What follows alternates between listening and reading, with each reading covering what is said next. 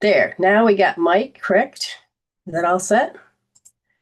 All right, I believe we have volume, and thank you for coming. I am Dr. Brenda Jean Power, and this is Medicine Woman Solution, and the doctor represents metaphysics, the nature of being. So what are you being today? Most people don't think about it.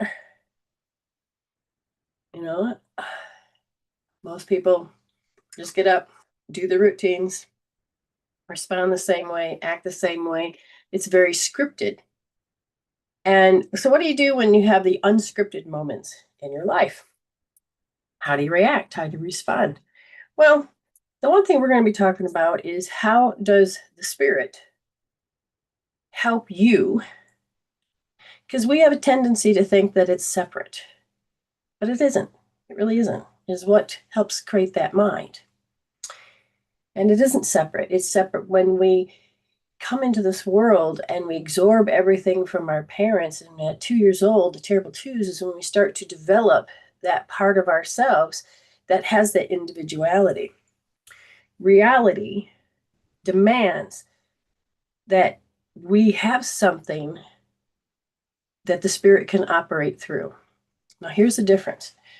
If you have your spirit and you are awakened and you're using that part and you are taking the wisdom and you are learning to not over-identify with matter, you can personally grow. You can have your spiritual aspect more present. But when you really think about it, when somebody says, oh, you're an ego, sometimes it can be a dirty word. Now, ego represents in Latin, I, the letter I.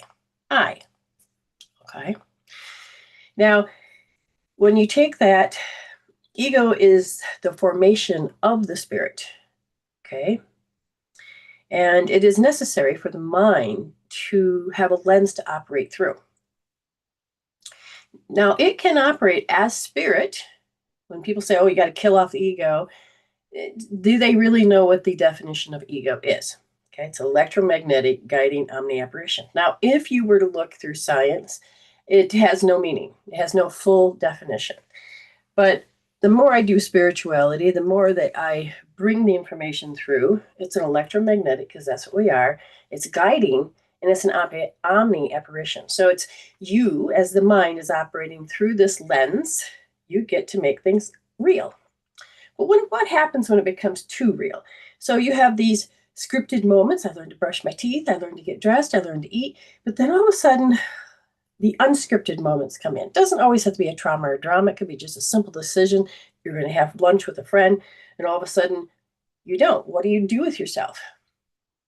Okay, you still have options, but the more you're connected to your heart-brain coherence, the more you're connected with information, the more you are connected with that part of yourself that gets to create. Okay? And it's a resolver, and it pulls from the quantum field, good, bad, and indifferent. It gets to choose, but we lost our spiritual connection. We think, oh, it's only when we pray, or we pray and we talk to somebody and it's through them. And no, your mind is your spiritual self. Your spirit gets to come through, and the mind is not the brain. Now, the mind is connecting to this organic suit and operates through. Now, to create this organic suit in reality, we have to have something that can be identified or definition of, so that you can recognize me as different than you. So if you really listen to that last statement, you'd realize that spirituality, we're all one. But as your spirit decides it wants to do individuality, it needs to create a separate persona, aspects to experience life, so that the spirit can get an overall collective of different perspectives, this kaleidoscope of perspectives, this kaleidoscope of life, and it gets to see. So there's not one that is right or wrong. It is, these are all different. Okay. So as a spirit, you are operating through, and you're looking through this lens, and you're choosing sometimes to be the I. Now, what does the I represent? Okay, you have to have this personality, this physical self, to get the concept of the I. Now, you have to create this mental function so that you can be relating to your environment to connect with others. Okay, so when people say you got to kill off the ego, they don't quite understand the definition, because it isn't about the killing off. It's about you coming through a spirit, and the mind connects and creates this ego. So first you can see the electromagnetics, then it is about the emotional and the mental. And so you got spirit connecting the physical. Okay, so you got the emotional, mental. Now, when you are operating through and you're doing the scripted life and you're doing that, that's great. It's just when you are deciding that you want to be separate. Okay, and this is part of what we all do. So when you first few years of your life, you are doing it based on your needs. You don't know as a baby you needed your diaper changed. You just know that that doesn't feel right. I need my needs met. So change my diaper. What is this weird feeling in my stomach? And so then all of a sudden you do everything from burp to smile to giggle to screaming your bloody head off. And then finally somebody comes along and says, here, have a bottle. And you're like, oh, that's the need. Yeah, yeah. So you develop these little connections. And our frontal lobe creates reality. But since we're not really in charge of that frontal lobe, our frontal lobe helps us fulfill our needs. And so if the part of the frontal lobe was damaged, like a lobotomy or some type of damage, other parts of your brain kick in. But at the same time, what if you lost the ability to cry? Then you wouldn't be able to do the survival aspect. Okay. And so when you think of your ego, it is the I. So it does not have to be separated from God or spirit or your true higher self, but we get into feelings, the emotions, and the mental, and we start describing these feelings, and we describe and we experience, and we're able to start creating more in depth about what is reality. So the ego does help us see our reality. We need it as the lens, but it's when we over-identify with matter as a spirit going, oh my God, and get into the negative aspects, or, oh, super shiny, and without realizing, now you have just created like Frankenstein's monster. Okay, so Frankenstein was a doctor, and then he has his monster. And it is our creation of, oh, I want to act like my mother. I don't want to act like my father. Oh, I want to be my sister. Oh, look at that pretty superstar. I want to be Scooby-Doo. I want to be that purple. You're exploring. Okay, you're exploring. And you have these imprint years. So the first 7 years of your life are super important. All right. Now, once you get a sense of self that is separate from your physical, then what happens is that you kind of forget the spiritual and you start over identifying with matter. The environment really gets to influence you. But if you have no coping skills, you have no dealing skills. Okay, so let me start drinking. That's my, oh God, I don't feel that way anymore. Let me have a puff of cigarette. Let me have this. You don't know the chemical peptides, the emotional chemical peptides are like super pushing, super motivated, super, and if you don't know how to take a moment as you're looking and go, oh my God, and you can't comprehend, you haven't processed. Okay, how do I process? You haven't processed. You don't know how to process this. When my boyfriend died in a car accident, I couldn't turn to anyone to help me process these bag of emotions, these pictures, the mental pictures, the emotional pictures, the what, and you can get lost in these negative emotions, these chemical peptides. And it's the transitioning. It is going from one stage to the next. Now, change doesn't have to be bad. But when we have a trauma and change is very forceful, you don't know how, and you just want life to make sense again.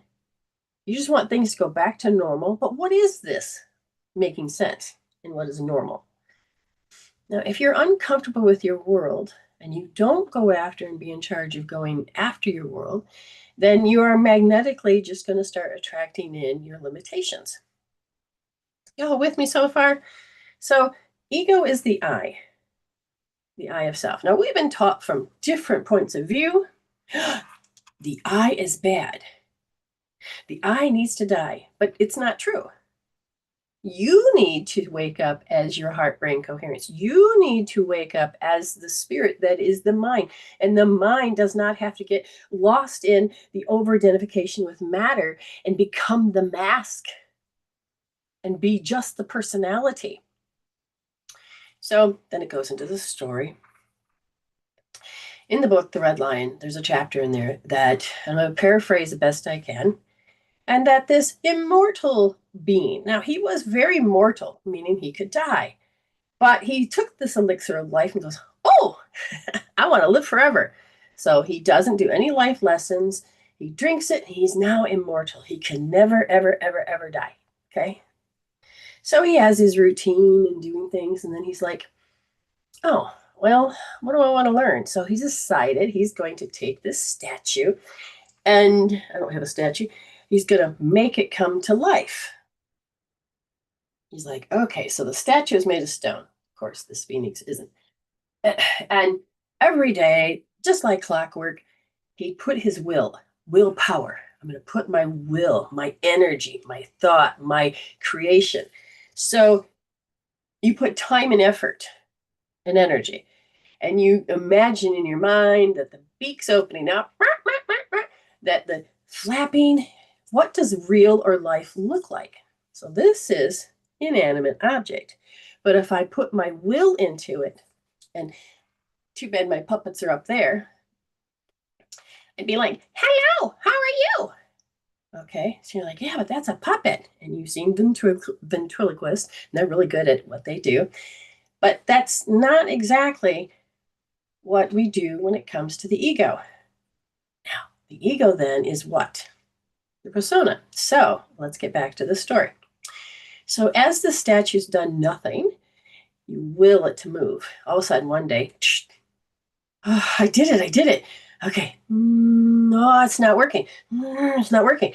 So you do the same routine, you concentrate it, and you get yourself to believe, to accept, to agree upon, and you give it your willpower that all of a sudden it comes to life. Hi, how are you? Okay, literally, you make something real by your focus, your belief, which is your constant. Did you see that? Did you see that? Oh my goodness. And again and again and again, you are talking about it and you're firing and wiring, you're firing in your brain that you are creating something out of nothing. So you have these ideals, you have these goals, and you have this sense that I accept, I agree, and I put my will into it. A lot of you people get very super hyper focused, and you don't realize that you're thinking about it. And if you're thinking about it in a negative way, the more separated you become from your heart. Even those that are super putting their heart into it, if they are not doing it with the flow of their spirit, then it'll be a false sense of self. Hopefully you guys are still with me. But in this story, he wills it to live. And so now the statue is alive, it's moving, it's talking, it's having conversations, it's mimicking back, it does these things. And the guy's super proud. I did it. Okay. Now remember, you put all that energy in there. Now, time goes forward, and all of a sudden, he starts to die. And that statue, that monster, that whatever, starting to get more cranky, more negative, more this, more that, and it's becoming more alive. And now this immortal being that can't die is on his deathbed, on his last breath, and then he comes to the realization. He shifted his perception, he looked through his memories, and he used a judgment, right? That's part of what the ego does. But you can look at it through switching your perspective. Maybe get on the ground and look, and you're like, oh, that's a different perspective. And I found what I was looking for. Or you are listening with your spirit and your heart and your soul, and all of a sudden a memory comes up, shows you how everything's connected, and you're like, oh my God, so you're starting to get an epiphany. Instead of using judgment, you use discernment. That's right. And he's able to go, oh my God, I put life into it. I gave it my will. I can take my will back. And he did. He stopped accepting, stopped believing, he stopped focusing, he stopped.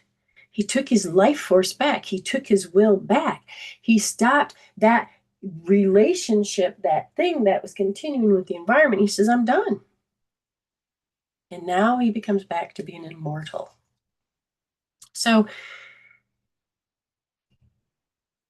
what does that mean for us?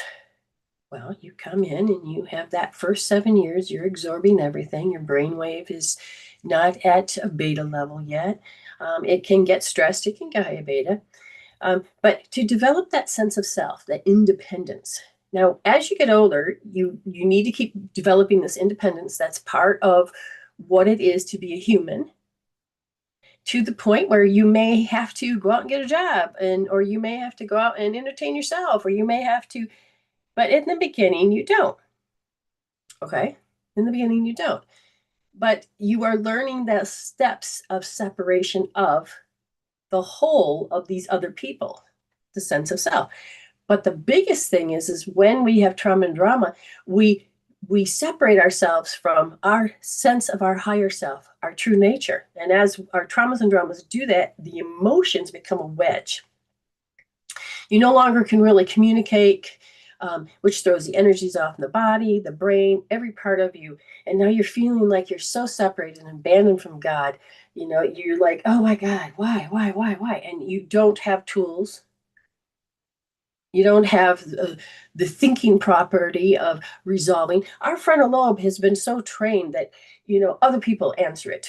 You do it. So super convenience. Why is it that we don't, we love convenience? Oh God, that feels great. But here's the problem that we're sacrificing in the future, okay, or in the now, is that if we become so super convenient, we're going to do, and there was an experiment of, I think it was mice or rats, I can't remember which one, and they gave everything, super convenient, food, everything, shelter, everything, nice environment, everything, and it was great. It had an amazing abundance, and it was amazing. And then all of a sudden,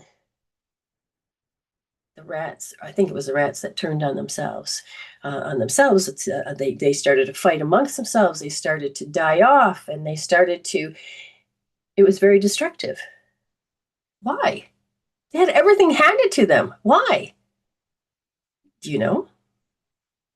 Do you know?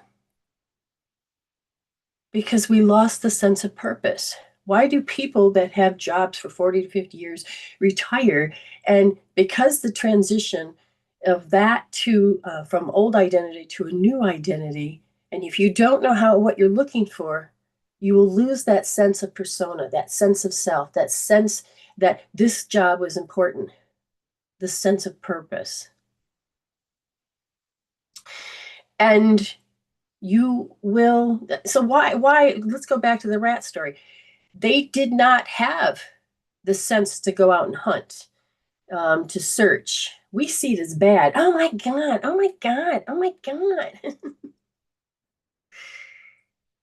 But the sense of purpose, to get up every day, to make a difference in the world, even if it's one person, the sense of self. So it's in the sensing. So again, we have to have this physical sense first for our spirit to say, hey, oh my goodness, here I am. I look like this. I sound like this. And then we start creating our identity. And we're relating to the environment. We're looking at perception. But if you're stuck in one position, you're going to miss this whole other side of the world. I lived in Michigan in a tiny town called Ovid for so many years that I didn't travel, I didn't do anything, so I couldn't expand my sense of awareness, my sense of self, my sense of knowledge, the sense of why are things parameters are different, why does culture different, why is religion different. And when as I started to travel, it was whoa. It wasn't coming in with my ego, my mindset to heaven or hell, my mindset going, oh, they're doing it wrong, they're doing it wrong. No, they're not. If they did it wrong, they wouldn't even be lasting this long. But to see the catalog of life, of how other people think, do, and do it differently. Your way isn't the wrong way. Their way isn't the wrong way. It is part of the quantum field. So you get to have this new information. So knowledge is important. And so when you use the knowledge through not judgment, but what is it? Who can tell me? Anybody? We don't want you to use judgment. When you start to work with your spirit, when you work with your heart-brain coherence, hello, what are you doing? You look through discernment. And that isn't the I, which is the ego. It is your spiritual sense that you realize that you needed to create these individual personalities so you can see. We still come from the same spiritual cloth. So there's so the ego is a construct of the mind. So spirit is the mind, and it's a construct of the mind, and it builds that sense. And if you look at like the root cause of ego, okay, now it is that sense, a false sense of self. So the self is spirit, and you create a false sense of self. So when you're around 2 years old, there's everyone, and then you start to create this independence, and you feel the sense of self different than them. Okay, but ego sustains that identifications, which makes it different. I have these feelings, maybe different than yours. I have these ideas, which are different than yours. I have these thoughts. I have these different things that give it to me. So your external conditions help give you the illusion of separated of self. So what do we do? With our thoughts, our frequencies, and if you can think about music, A, B, C, A note, B note, G note, E note, F, all these notes, musical notes, we all have them. There are frequencies, but it's the vibration inside as well. So you have all these things that are playing. You can have an orchestra that plays beautiful symphonies, or you can have it create chaos. So what movie theme are you in? And so at one point I had a class where it says, what movie are you in? Well, I look at my life today. I'm in a romantic musical comedy. We don't have to have that drama or trauma. We can have these unscripted moments, and we can connect with spirit, and we can resolve, and we can feel how the sense of purpose, how all this is connected. Okay. But it's when our true self is not fragmented. Okay. So in reality, I'm helping you get back to the sense of your higher self, taking all your fragmented points. Oh, wait. Somebody goes, how did I get there? Well, since you are using your mind to help identify reality as the I, so you create this separation. This is me. Oh, you're over there. This is me. Oh, creating depth, perception. Oh, creating time, space, using all of your dimensions. You're able to create, instead of flat land, your 3D, 4D, we're to 5D. 5D is bringing in that consciousness, aka spirit, yourself, your higher self, which is based more in love. And you are looking at how you have had experienced through your soul all the experiences you needed that wasn't love. It looks like love, but it really isn't love. It's what is love, but what is love not? And you can't see one without the other. So you have this land of duality, which is very important. Okay. So our true self is not fragmented. I'm helping you integrate the shadows, all these different parts of you, but you have to use it with discernment. And so here you are as a spirit. You don't see me yet. I'm a spirit. I'm looking, I see the lens of ego, electromagnetic, because that's what you are, guiding Omni-Operation. And as you start to, and you look and you're creating life and you think of this, oh, yeah, that's what it is. It's a pencil. I know what that is. That's a cup. Ooh, I start to develop. Again, I'm not wearing a lens. Develop. Ooh, I like the taste of, because now I've got ego, but I'm not having to over-identify with ego. There's a difference. I prefer this versus that. I prefer this versus that. You prefer that? That's wrong. No, that's when you're in ego. That's wrong. Take it off. You do? Wow. Parameter. I can look. Now I can go here and I realize that I was there, but I'm here. Huh. So you start creating this depth. You start creating these moments, and it is great. Because then you can form relationships and yet still have your own uniqueness. But it's when life comes to you. Oh my God. So my first person that died was my father. Here, gone. My cognitive brain didn't understand that. And I looked at the people around me about how I'm supposed to respond. And it is to cry, it is to scream. And so you're supposed to identify with matter. Now, I wasn't quite fully identifying with matter at that point, right? Maybe I was. I don't remember. But it's when we look. So here's the example. So I'm 4 years old. Now, I was in a car and I was in the front seat with a seatbelt. These were way before really seatbelts were there and way before all these rules. Okay. So we lived on a dirt road, a dead end road, and we had this great big field that you could play around in. So we had a junky car, and my brothers were teenagers, and so anyways, they started to do donuts, go around and circle. Okay, and it seems so like much fun. So I'm in the car, everybody's in the car. My brother's driving. I think it was my brother. We're going around in circles, and we don't know how it happened, but somehow I slipped and through and out the door. Now I'm thinking, did I really have a seatbelt on? I don't know. That's the story. But yet, did I? Don't know. The door opened up. I was flung out. Now the car door, the corner of the car door came back and sliced my leg. Now, nobody knows this. I slipped out. They're like, oh my God, my sister got sucked out. Stop the car. Stop the car. Get out. She looks fine. But I can't get up. Stop being a baby. Stop milking it. And I'm like, I was crying, but then I wasn't crying. I was like, okay, fine. Now, there's a lot of teenagers that are bigger than me. I'm 4. My sister is 9. I think it was 5 years different. And so she picks me up and she has to carry me to the house, and she's all mad because she drew the short straw. And I'm like, I'm feeling everybody's ego's getting hurt. And as she's walking up, I'm thinking to myself, what's that weird thing that I'm feeling? And this weird thing, again, I'm not crying because I'm in pain. I'm not crying because, I got hurt. I'm crying because everybody's telling me to shut up. Everybody's telling me, get up. Everybody's yelling at me. So she's carrying me along.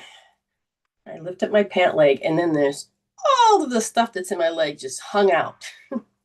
I had so many dirt bits and grass and stones, everything inside this big wound. And my scar is, let's see, it's about that big, and so I have a little bit of leg left on each, to the ankle and to the knee, but a great big gash, did break the bone, just slid it right down. But I couldn't walk. And I was fine. I looked at that and I thought, ew. I didn't even know if I went, ew. I just remember there was no emotions. Nothing to help me over-identify with matter, until my sister screamed her bloody head off, which shrilled through me, that told me I'm supposed to be in high alert. Now my brain's going, what do I have to be scared of? Then she's going on screaming about my leg. Now, all of a sudden, my cognitive skills go, I'm supposed to be, oh my God. And so now I'm now screaming bloody murder because I have a wound on this physical form, this ego sense of self. I didn't until I was told to by my brain that says, this is bad. This is bad. And then it got worse because then they applied pressure. Because if you've ever had a cut now, so you take me 20 some years or 20 some years old, I'm washing dishes, my hand's inside of a glass, and the glass slices this, and it's just, my skin is just hanging on by a thread. Now, I'm like, oh my God. And you can feel that pain when you first get cut, but then the blood flows and you're like, oh, that isn't bad until you apply pressure and you're like, son of a goofies. And then you are just in extreme pain, okay? Because we're sensory beings. The moral of the story is I did not know that I was supposed to scream or know that's really supposed to hurt or to really think that until my brain picked up from the environment that this is bad. You with me?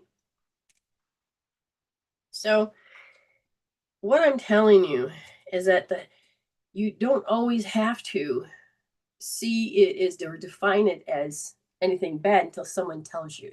And I told this story a few times, and I cannot remember the origination, except for there was an experiment done, and they were measuring trauma. And so this woman from her culture, and I can't even remember the culture now, she was in some type of experiment, and she was taught growing up that in her culture, men have the right, and it is expected that whatever is going on, if they feel and want to beat you, they can hurt you in any form because that's just the way it is. So that's the norm. You wouldn't know it's bad. You wouldn't know that you should be getting that away from it. You can't run from it. It's a very strong belief. It's not bad. You don't like it, but it happens.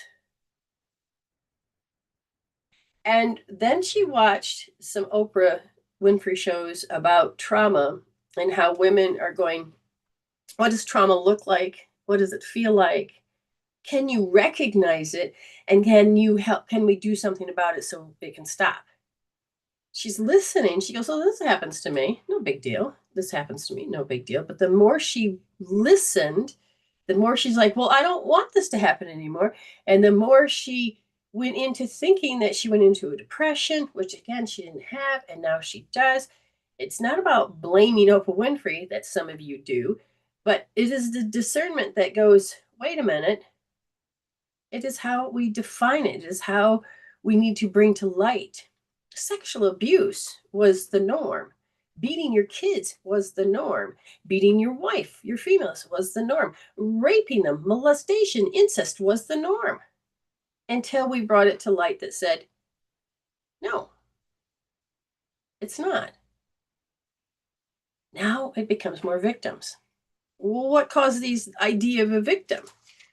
It is when you begin to over-identify with matter and you get stuck with this mask.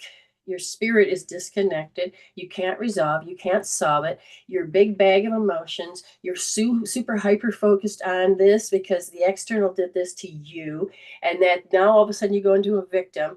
And then you don't know how to get your needs met. And because you don't know how to get your needs met, and this person comes along, you're like, oh, shiny, they can help me get my needs met. And then you rely on them. You expect them. You put all that pressure on them to deliver, to make you happy, to feed you.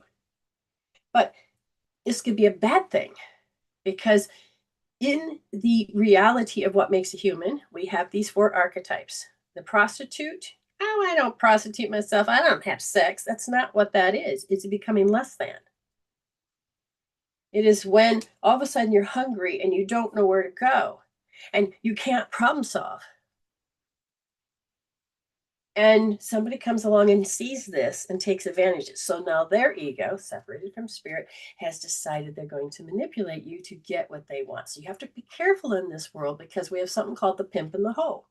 Somebody puts their dream in your head, and because you don't know how to take care of yourself or have a sense of purpose, and you can't stay in the sense of self-esteem, then you become this victim. And then you become, so fear kicks in. And then what happens?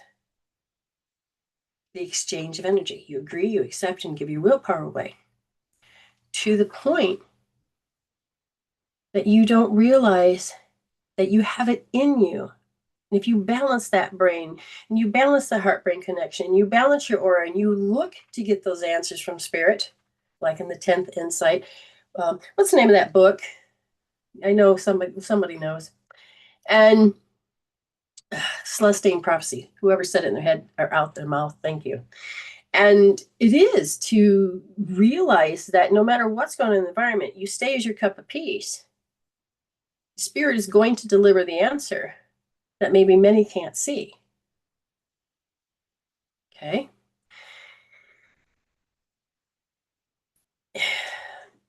Ego is usually used in many different ways. And one of them is I have to create this persona for you. For you and for you. I was taught by the world that, I can't look dumb. Oh, I know that. I should already know that. And we have to really look and say, this is what the world expects. This is what I'm going to show it. So you start creating this particular part of who you believe your identity should be. But when you get caught up in this persona that you think that other people think that you should be, or that you're connected in, said, oh, yeah, if I have all of these riches, then I'll really connect. It's like, I want to be super popular or this and that. And there's nothing wrong with it, but you're experimenting. Okay. What does this all mean? This means that you're operating without your spirit self. It means you're operating in one particular program, that all that information that created that world, you can't really build upon or get out of. You just keep recycling. And then you accept it. You agree to it. You give your willpower, and you can't grow. There is a problem. Your soul is saying, we got to get our butts moving. So then all of a sudden a major trauma happens, and it's a major bitch slap to the point where your reality that you have accepted is no longer there. You can't go back to it. So you have to create a new part of you. And if you don't know how to cope, handle, and deal and process, how to process these emotions, these events, these things, and you can only see it from the negative, which is the nocebo effect, you're going to constantly create a negative aspect, and you're going to only create within the program, and you're not going to evolve. So what should you do? Start listening, getting new knowledge. Allow yourself to know and do. So do and be, but not based on just the ego that says, are you supposed to be smart? And I haven't had education, therefore I'm going to pretend I'm smart. I'm only going to give you all the answers that I think are right. Again, there's just different ways. It's not wrong. But knowledge is important. Knowing how to process. And that's all of these things. I got all of these things, these tools that help you get back connected to your spirit self, so you can stop over-identifying with matter, and you can take the wisdom from it. You're going to go, oh, so I'm here for you, not just to give you readings so you can go, oh my God, I'm embarrassed, which is your ego. If you hear me, you will not be hearing me through your ego self. You'll hear me from your heart brain. And when you hear me from your heart brain, you're like, oh my God, that's a way out. Okay, I can measure it. Yes, it's less than love. I can measure it. Great. Now what do?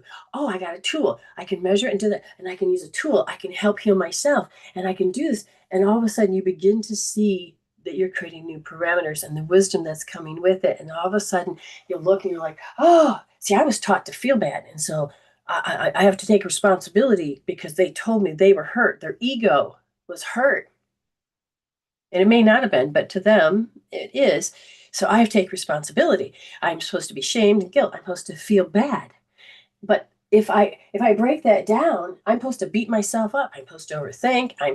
You better sit down in that timeout chair, mister, and you better think about what you did.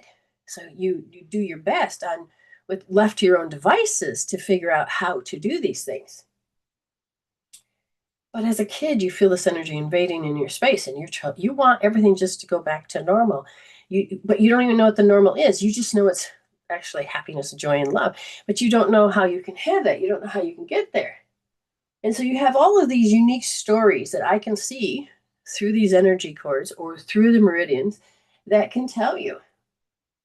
Okay, so let's say something got broke and you feel bad about it. You have to go and tell whoever it is. Let's say it's a mom and dad or your business partner or your roommate or whoever. Okay, and you go, oh my God, and you feel bad because that little girl inside of you is like, oh my God, it was theirs and I broke it. And you go and you tell them, they're like, oh my God, and they get all pissed off and everything else. And it's not that they acceptance, it's all right. It's in the response, the ability to respond. So we're waiting on bated breath, and all of a sudden the ability to respond, and they respond in a negative fashion. You then take that and you're trying to figure out how to respond because you've been here before, and you're like, oh, this isn't good. So now you're going to go beat yourself up. And then I'm going to say, stop. It's good to see this pattern. But you got to heal out, not that they're in pain, but why are you giving, accepting, and agreeing? So I accept this is happening, I agree it, and I give my willpower to it. Now I'm supposed to use that in a spiritual debt form, which means I have to beat myself up. I have to, scold myself. I have to separate myself. I have to get into all these things. But you have to remember, to take responsibilities, understanding you have the ability to respond. Do you need to keep responding as you did as a child? That's what you need to heal from. That's what I'm here for. I'm here to help you understand that as you started to create that independence through the eye of separating from spirit, but separating yourself from other aspects of you, other people. You don't have to lose your separation of sense from God. You don't have to keep it separated, neither. Have a heart-brain coherence. But learning to be conscious, meaning not the past, not the future, but being present. But when you're in fear, you have a whole host of many things, limitations and all that. You can stop. Oh my God, it's less than love. I can measure it. I'm going to heal it out. But the one thing about ego that really needs to be transformed, okay, is this, especially in the fighting situation. I have to be right. And I don't have to be kind. I would rather be right than kind. I am right even if I'm wrong. And there's this sense of ego that you've over-identified with matter, separated yourself from your heart-brain coherence, separated yourself. You're in a program and you are taught to be in competition, conflict, comparison, and you are supposed to win. And if you don't, and you're supposed to feel hurt, you're supposed to go and fight, and you're supposed to have that sense of purpose. But that's a false sense of purpose. The question is, who's the real you? And I can help you find that. And I can help you do that by developing one part of yourself that you forgot to develop as you became this human. Okay, we did what we're supposed to do. 5D is about that return. Taking the wisdom with you. So you have to use your ego as a way to master different skills. The physical being, when it's first born, is healthy as can be. But if nobody does anything else with it, it's going to eventually age because that's in the belief system, and then it's supposed to die, and it's a belief system. But if you get up and you say, I want to exercise, I want to run every day, I want to do this professional sport, and you take this body, the body will say, I'll show you how far you can go, and you will see, you'll see athletes, you'll see weightlifters, the strongest man in the world, you see this, you see that, and the body is here to help you. But a lot of people give up on, I don't want to do exercise because the emotions are, and the thought, And we build these stories. I mean, this woman, I think she was 60 when she started, or 70 when she started. And they told her, you know, she had short hair, it's all curly, and she really looked like she was an old lady because she believed that she was an old lady. And then they said, well, your metabolism, your cells, everything, yeah. You keep it like this, you're going to die within a couple of years because your metabolic age is like 100. You're about ready to, you know. She's like, what? No, I'm not wanting to die yet. So she started to exercise, lift weights, rebuild the muscle, because after menopause, your ability to have muscle, and even if you didn't have menopause, the rate of return of how your muscles will get weaker and atrophy. Okay. But she's like, no. So she took the body, she started to exercise, I think her gym, her weights and everything looks like a Flintstone gym, you know, Flintstones. So like they use woods, the weight of the wood to, it's really cool how her daughter, I think it was her daughter that helped her create a whole environment where she can have fun with and exercise and lift weights. And she looks great. She's got a body. It looks like so her metabolic age is like not 100 anymore. I don't even know what it is. I don't know if she had, I can't remember what they measured it as, but she looks awesome. And that thing about the dye, she just like ripped that up. You get to be in charge. I am here for you. Why do I do this show week after week, dedicated? So that you can come in and hear with your spiritual ears and your spiritual eyes and say, oh my goodness, I don't want to lose power anymore. I don't want to invest my life. I don't want to have to keep agreeing, accepting, and giving my willpower to this crappy life because I am happy. I've got all these things, but you are miserable. We need to take care of the mental and emotional. And to do that, we need to be able to understand how you spiritually created your life, that now you can start to break it down. Stop believing this way. Stop doing this way. Stop living as a knee-jerk reaction. Stop living on the edge of pain and suffering. Your brain only is starting to hardwire it as for looking at in the beliefs, agreed and accepted and gave it willpower that it is suffering, but we are naturally connected to joy. Turn that back on, start removing that wedge that's interfering, get yourself back into energy work, get your self back into mastering. So ego, you can use it to help you master and how you can come into being your spiritual self. But you have to understand a little knowledge makes it more important. So you want this to be a divine operating system. You want to be in that cup of peace. Are you with me? Okay, that's enough about ego today. I was going to teach an ego class, never did, but I have all these notes. Figured I better start to bring them out. It's good to see all of you, but I'm here for you, so don't suffer. I have people that suffer and they're like, I can't afford it. I can't. But if you watch the old videos or you participate or you just start getting knowledge using discernment instead of just being in your program self, okay, you don't have to live by the seat of your pants with fear and with your old programs. You're breaking out of the old programs. You're creating a new divine persona. It's getting yourself from over-identifying with matter, and you're going to see with your spiritual self. You can do this. All righty. Hopefully you can just kind of paraphrase back to me so that your brain can start going, wait a minute, I learned a lot today. Getting new knowledge is huge, yes, so that you can do and be different. You and do, change your song, get yourself to have purpose. And when the more you have a spiritual purpose, the more all of a sudden life can be healthy and strong, where joy can be what you want it to be. Okay, good to see all of you. Thank you for being so dedicated. Thank you very much. Now, if you have never had a reading before, you get your first one free. Okay. And if you don't want the healing and you just want the information, it doesn't have to be painful. You're looking at what resonates. If that's your life, you have a chance to heal it. You can change your direction. You can change the pictures and the perception. If you'd like to pay, it's $25 for video or audio. If you want to come on, you don't have your internet doesn't support, or you just don't want to be on video. Audio is great because then we have that great feedback. 15 if you want chat, which is we're talking to each other through here. You'll participate in communication, or $5 for just a quick little read to help you. And maybe it's not the read as much as, hey, give me a tool because I feel like this. We can help you physically, mentally, emotionally, and spiritually here at Medicine Soultion. And Soultion is Soultion, where your soul has the solution. And I'm going to help you learn how to listen to your soul. So that's why I am a soul coach. Okay, so we have Amy that's coming on today. We have April Lynn.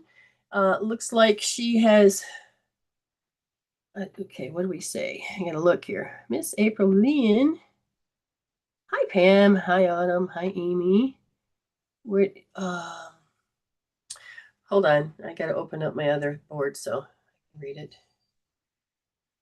And we're getting there. So close. So close. Here we go. Ah, gotcha. Oh, okay, wonderful. She paid for travel and she's paid for a chat. So that means she's paid 15 for a chat. So that's wonderful. She'll be next up.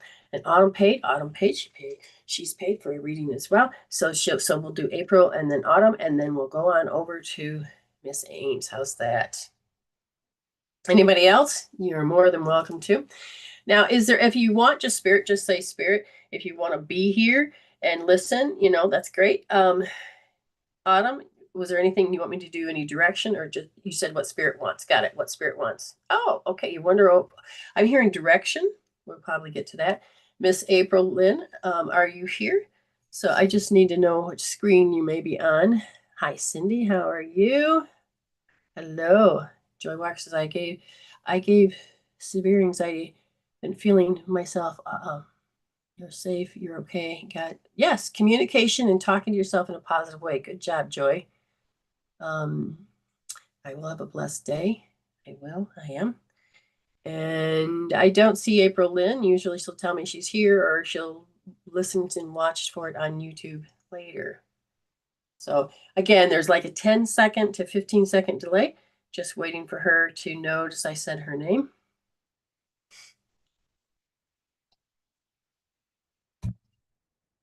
Kind of been extra cold here and rainy, which is great, but at the same time, trying to get the pool cleaned so we can get ready to swim in it. It's like, the raining, you can't really go out and do much in that. But I got, I'm getting it cleared up, which is good. She was here. Was it that screen she was on? Because I think that has a longer delay. To tell you the truth. Okay, so I'm just going to go to Autumn and then we'll go to April. We'll see how that goes because I don't see her. All right, Miss Autumn. Okay, so I'm going to this is going to be, I got all these wonderful things I want to do. I have all these wonderful things to do. Now, in your learning, you're still in the very early stage of how do I insert myself? How do I put myself out there? How do I make more connections? How do I do this? Okay, so you're doing a lot of hows, a lot of doings, a lot of actions. And so you're learning how to socialize, which is good. And I'm listening to how taking action. You've got more confidence at taking action.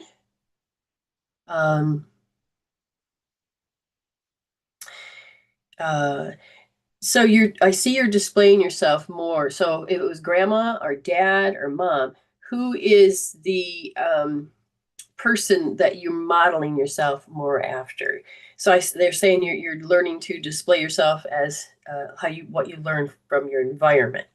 Now with that, they're saying that to understand how to use your energy to get connected to people and to do these things, does your energy have to invade another person's space? Does your energy just have to be present?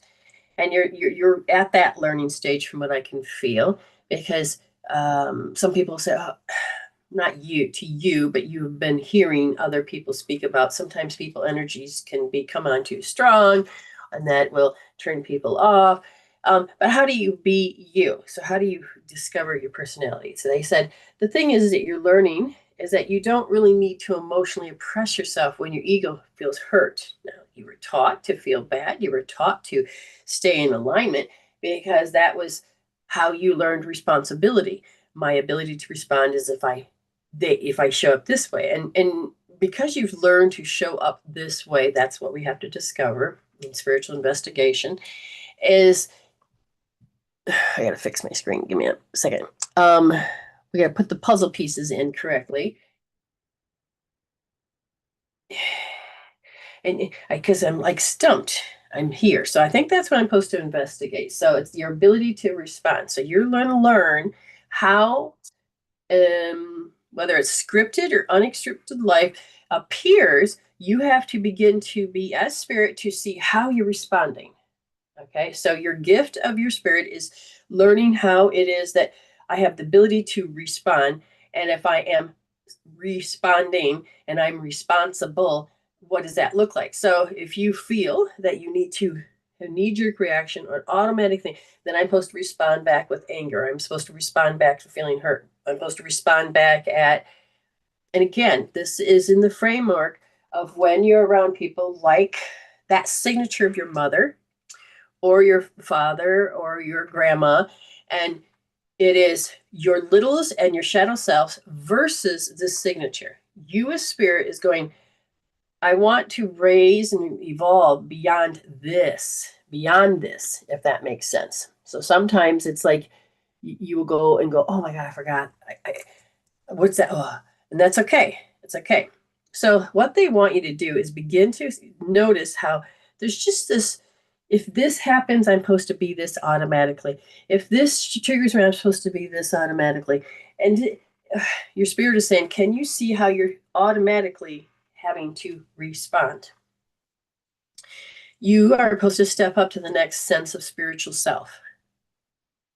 And that is to separate yourself, not disassociate, but to understand that your gift of awareness, that your mind, your spirit, and using your gift of awareness as live action happens, you can learn so much more here. So they said, you have something that's this equals this equals this. So if somebody's upset, then this equals this. So let's see what they're referring to in one aspect, the anxiety that you're supposed to have. And it's funny because it's not that you had something happen and you create anxiety. It is, oh, I have watched TV or I watched everybody and this is how I'm supposed to respond. I had this realization as I'm walking, I think I'm in my 20s. No, I think 30s. And we went to this festival, loads of people. And prior to that, my identification or my persona was that I couldn't stand large crowds and that I can get very overwhelmed and all of these things. And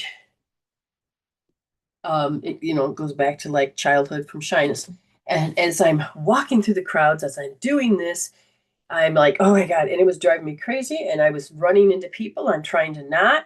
I know that I have to be a mother. I know that I'm he. And then all of a sudden I stopped. Now my husband had the kids or my ex had the kids. But I stopped and I go, wait a minute, where have I seen this? And it was in the questioning that spirit brought through. And I was watching TV and I'm like, oh my God, that's me. And I watched how the movie showed more exaggeration. I can't remember the name of it. And it was, what? I don't want to do that. And I stopped. And I'm realizing with my spiritual self that this is my family. But do I have to show up this way? And it was no. Then all of a sudden, the sensory system was so busy, became very quiet because I came in with spirit and this drowned it out and disappeared and I tuned it out. And I'm like, why am I so tuned in? Well, I'm a mother. I was a caretaker. And I always had to be on my toes. I had to always listen to everything. And I could hear my baby fart in the next room. I could hear my mother, oh, she's up, she was sick and I was taking care of her. Oh, I got to make sure that she doesn't fall. So I constantly was training myself to be in such high alert. But then I also realized that the communication at the time was, how do you explain this? The collective was just bringing out the word anxiety, and I could put a label to it. But by doing that, I super focused and it became more so until I realized I don't want this. And when I had that epiphany, it was, oh, so why am I telling you this? What are you getting from this reading, Miss Autumn? Your ability to respond. You're able to respond. Yay! But you're choosing to accept, agree, and give your willpower to. Your spirit is going to have to stand back and say, I don't have to do that. I don't have to feel it that way. I don't have to use fear. So when you are doing whatever it is you're doing, whatever the feeling, like you were talking about wanting to go on TikTok. Have you prevented yourself from going to TikTok? What was imaginary? What was borrowed? What was other people's experience? What is defining that stops you from doing it? Okay. And we have to, is it borrowed? Is it our imagination? Is it we're thinking, oh, that's what I'm identifying with, and then we over-identify with it because now we got a label? What is it? To be able to stop. And this is where EFT would just come into play, and you're choosing with all of your sensory systems and that, and do the long form where your eyes are rolling back and forth, and you hum and and you count, because you're learning that you do not have to do this kind of love, which is to worry, or how the outside is going to perceive you with worry. Just understand whatever emotion you're doing, it is magnetic. And if you are doing fear, then you are attracting in fear. You need to reverse that. A couple of different things, but you can see it. Okay, this is where you just say, thank you, Spirit. Show me how to define it. And then you start taking little notes. And Spirit will say, oh, I'm going to teach you. Here's something. Look at this. Think, okay. You don't have to overthink it. You just, and then all of a sudden this comes, and all of a sudden you put them on the shelf, and it starts to build this piece. The puzzle pieces begin to show you this picture. And then you're like, oh, yeah, I don't want to do that anymore.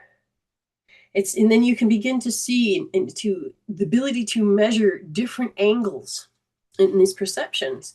And you get to call your power back instead of just agree, accept, and give your willpower away and keep creating this Frankenstein's monster, to keep creating this, what you don't want to come to life, and it has your will. You just take your power back. You can reclaim it, you can heal it. And I'm going to give you they want you to do your sensory system. And so, like, one of the things you're going to do is like success hope therapy, right wrist, first position, soft. What does that mean? It means that, let's see. So you know what fear of missing out is, right? Oh my God, I missed out. That's what you're thinking. I did miss out. Oh, I did miss out. And the torture of this, I did miss out.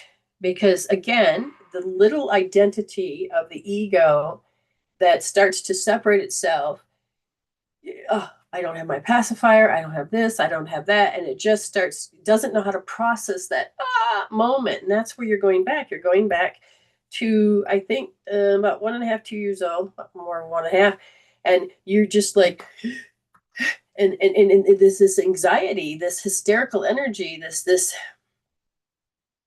So somebody in your environment missed out on something, and you picked up the energy of, I did miss out, and there was that crushing blow, and there is this opportunity missed, and that's what you're going to focus on. Now, you're also using your sensory system with that holding of the right wrist first position saw. And you're going to use your eyes or your ears or your physical body of how you feel outside and inside. Like I said, with anxiety, you want to measure that. Oh, it's in. What if I pulled it out and put it in the treasure chest and I put it out there? Oh, it's a 2. What's left? Oh, wait, I don't need that in there. Keep pulling it out as you're holding. Okay. And Spirit, you're doing a 241, asking Spirit to help you here. And then your ego is just going to go, hey, here's a phrase that goes with that. Okay. Yeah, that's the story. I think that's a very strong story you can start with, because you know that one. All right, and Miss April Lynn, she may have went to sleep, but I think what I'm going to do is do hers afterwards. Some Spirit is telling me to do it after Amy. So if anybody wants to have a reading, what did you hear? You heard some insights. You heard direction about healing. and how to heal, how to look at it. I am here as not just a psychic reader, or I should say a soul reader. I am here to help you have tools. There's a big difference because it's when you start healing that you get into your epiphanies. Okay. Now, if my husband is out there, Mr. Alan Power, bring me hot water.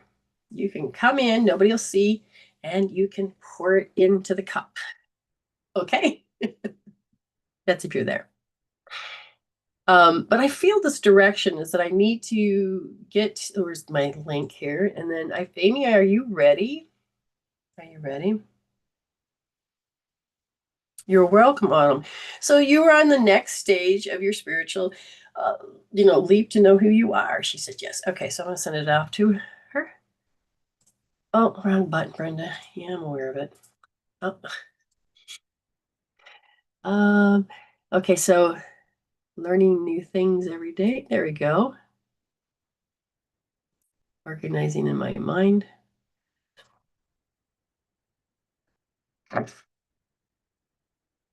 If you're here, hit the like button. If you want to share and help get this message out, or if you know people that need healing and they may be open to this type of healing, you can give them that sense of hope. It's up to them whether or not they take that and use it. It's up to them. Opening up. You can be the seed planter. You can be the helper. More and more people need to know that they can have better, healthy, mental and emotional. You can choose joy every day. And you can learn how to show up as your spiritual self in the world of the unscripted part. And you can live it, breathe it, walk it, talk it, dream it, imagine it. You can be it. Hi. Hi. How are you? It didn't want to connect. Oh, interesting. Not with that link or It was like it took and how, it will start. It like went there, but then it didn't go anywhere. It didn't bring up, okay. the How did Zoom you get thing. how did you get in here? I just went back and re-clicked the link and it opened. Oh, so it did work. It's except there was this glitch or this information or an interference pattern. Whatever it is, we don't need to know conclusions wise, but Mm-hmm. the example of I wasn't able to really connect in that moment, or I wasn't able to, but she didn't go into fret. She's like, what? Oh, okay, go back out, re-click and try it again. And Mm-hmm. then it went through.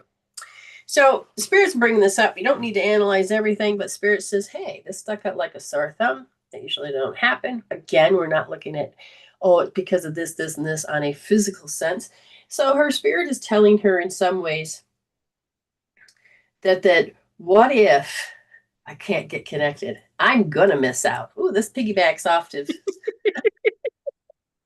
okay, I love how spirit puts these things together. Does that make sense? Oh, yeah, absolutely. So I might miss out. Now, there's a lot of hubbub of interference going on in the United States from what I can hear. Mm-hmm. And there's a part of you that is not trusting spirit that you're going to be able to fly out on your amazing trip that you're going to be doing. Mm-hmm. So, but you're like, but I got my ticket, I got all of this, I have faith. But then there is this sense of hope is lost. You got to experience this like, hey, I need to figure out who's taking care of the cats. So it's like, yeah, my hope's up, shiny, yes, yes, that person, yes, yes. And then you ask and they say no, and you're like, your hopes are dashed. Mm-hmm. This person, your hopes are dashed. Okay. And then perfect alignment came in, and you're like, oh, why didn't I think of that person in the first place? Mm-hmm. But it's that I might miss out. So now you've had many experiences where your hope has been dashed. Does that make sense? Yes. Um, so I ask, what part is doing this? Well, it is your 3-week-old self. How interesting. um, So 3 weeks, we don't really have the cognitive ability as a little human, but on a spiritual sense of it, you were supposed to experience the deficiency. So the moment you were inside the womb, you felt your your birth mother's deficiency, and you Mm-hmm. started to pick that up as a soul theme.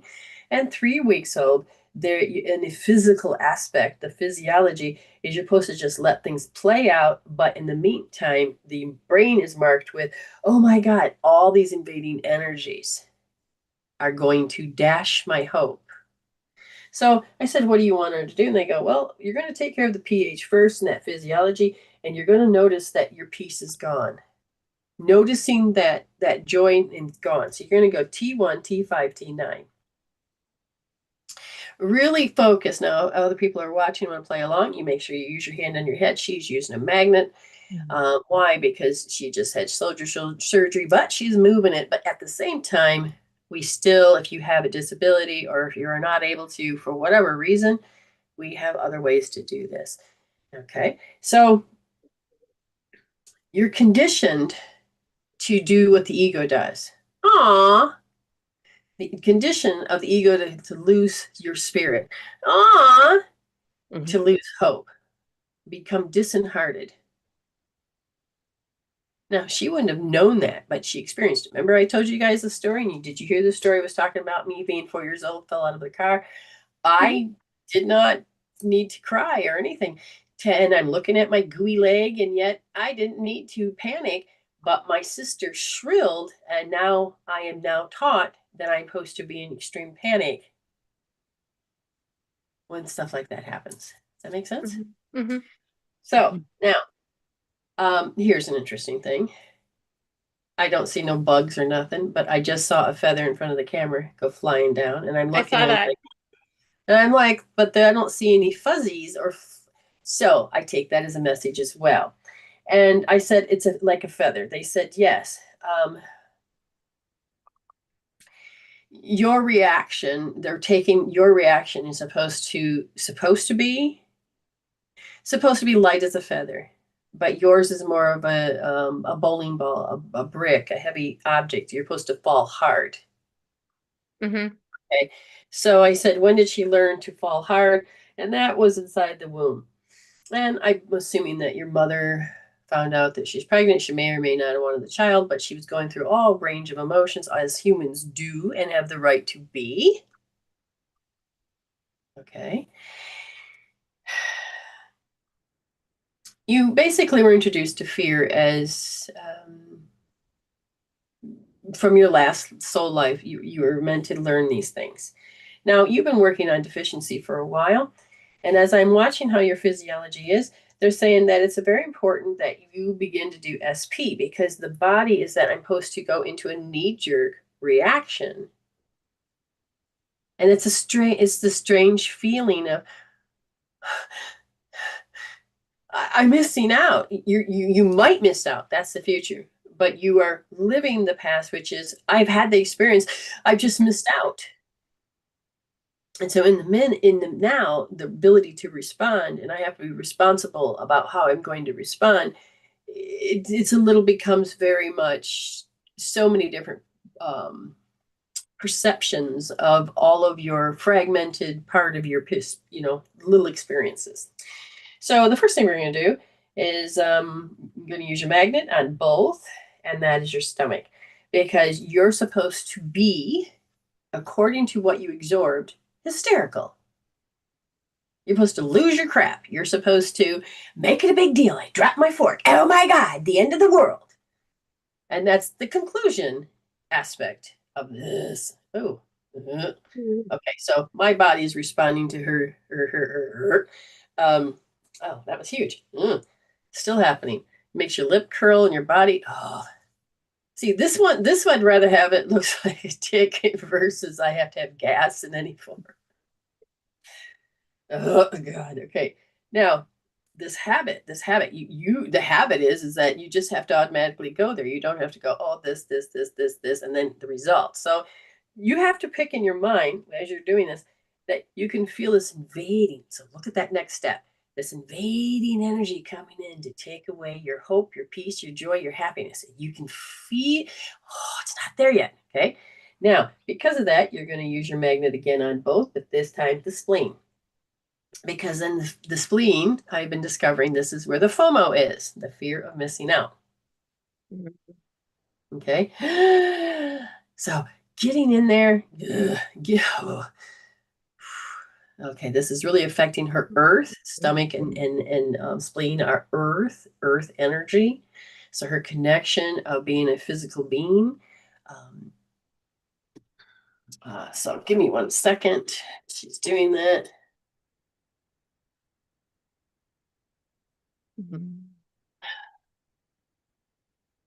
Okay.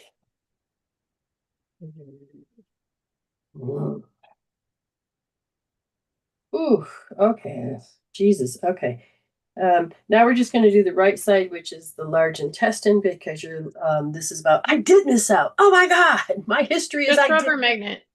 You're going to use your magnet and then rub the right hand, the large intestine. Whoa. Now this is where you did miss out. Okay, so now she has all these stories laying upon each other.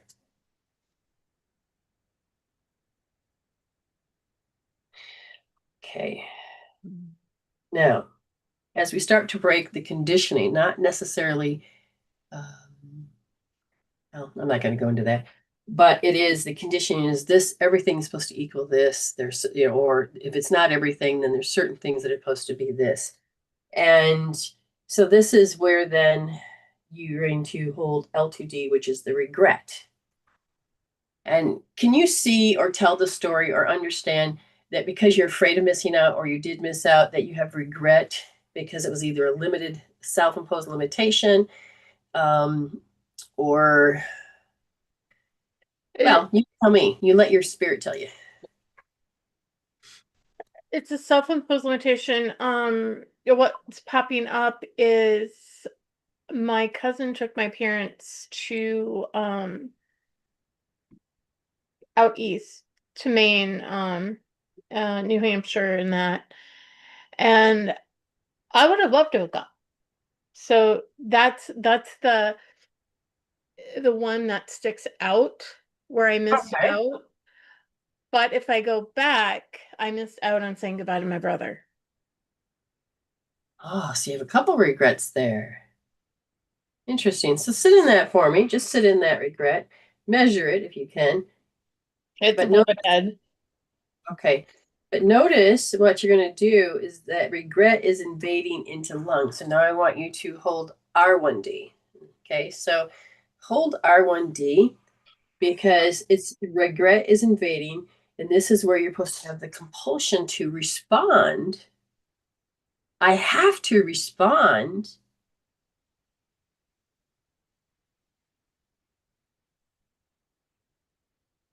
So it's a confusion state because she's got two types of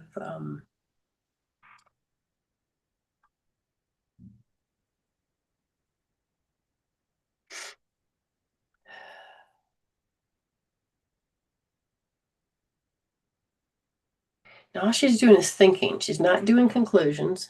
She saw the conclusion. She saw how this energy came here. Never had closure.